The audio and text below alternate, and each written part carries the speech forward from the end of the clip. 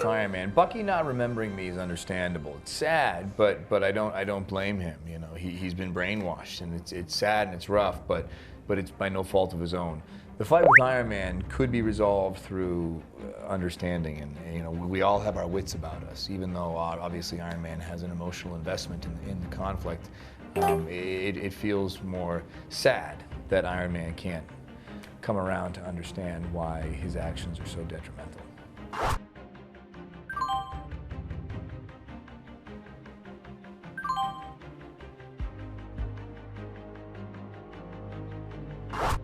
Well, it's a lot of guilt and shame, you know, is where he's at, because it is, you know, the responsibility that he bears sort of for learning about his past and his actions and kind of seeing that he has some involvement in what's happening is really, it's a lot for him to like deal with. But yeah, he's just a really depressed guy.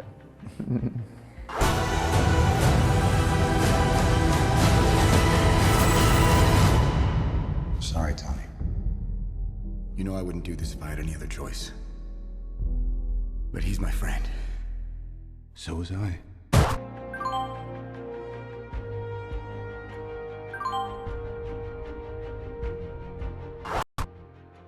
No, I think I'm much more handsome than Bucky. I think I have better skills and a better costume than Bucky. I think Cap likes me more.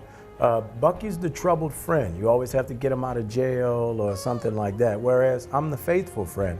I'm always there to help. So I think my friendship far outweighs the burden of Bucky's friendship.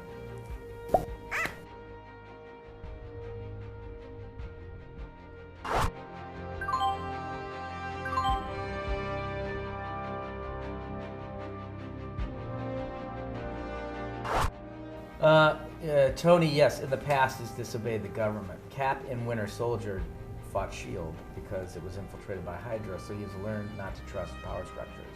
And so in this movie, when the government says that they want to regulate the Avengers, he's mistrustful because he's not sure who they're going to have to listen to, and he's not sure that they're going to want to listen to them. You know, he's worried that agendas may creep in, and that the Avengers may become a puppet of agendas. Tony is feeling great guilt from Avengers Age of Ultron, where he basically created Ultron, and feels responsible now for the deaths of some civilians in Ultron. And he feels like it's time that the Avengers be regulated.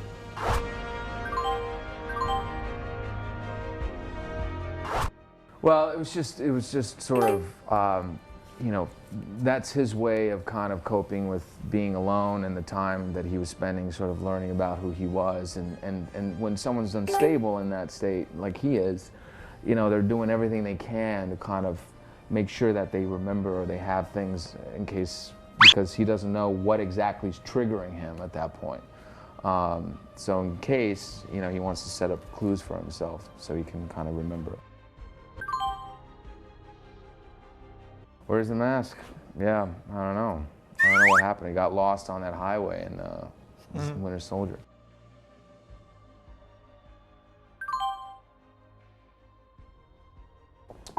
I like that arm. I mean, you know, it's fun to me. I sometimes joke that next to everybody like Scarlet Witch and Vision and stuff, it's like that's all he's got, you know. But it's cool. I don't know.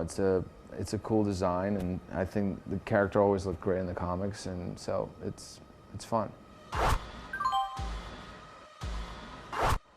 It's great. It's very hard for me to take my wings off. I love my costume. I love everything about the Falcon. I feel like he's developed as a character in a really interesting, cool way, and I really enjoy what we've been able to, you know, create with him. How his suit has evolved, how his relationship with Cap has evolved.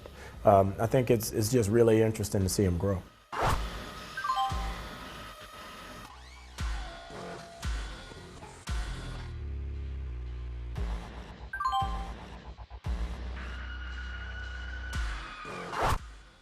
Sure, yeah.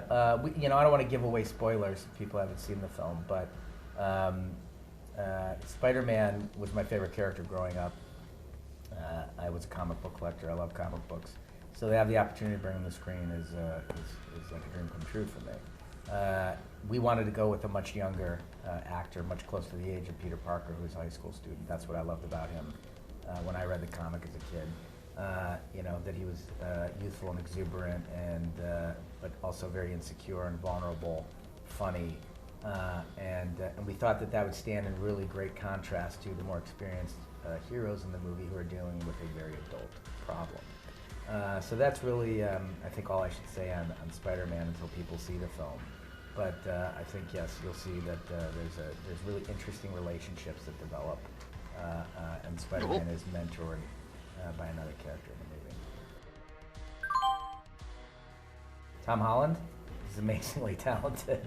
I mean, we got lucky, lightning struck with Tom Holland. I mean, he is really, to me, the perfect embodiment of Peter Parker, because he has a vulnerability and a confidence married together that makes him really accessible, and he's very funny and very charming, and just, you know, really can hold the screen, which is not easy against, you know, incredible actors like Anthony Mackie or Robert Downey or Chris Evans.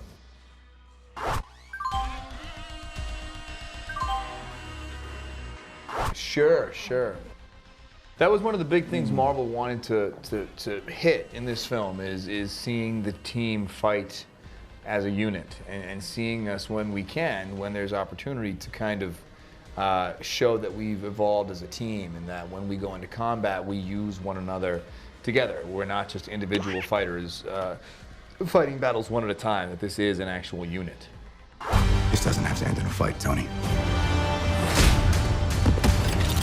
You just started a war.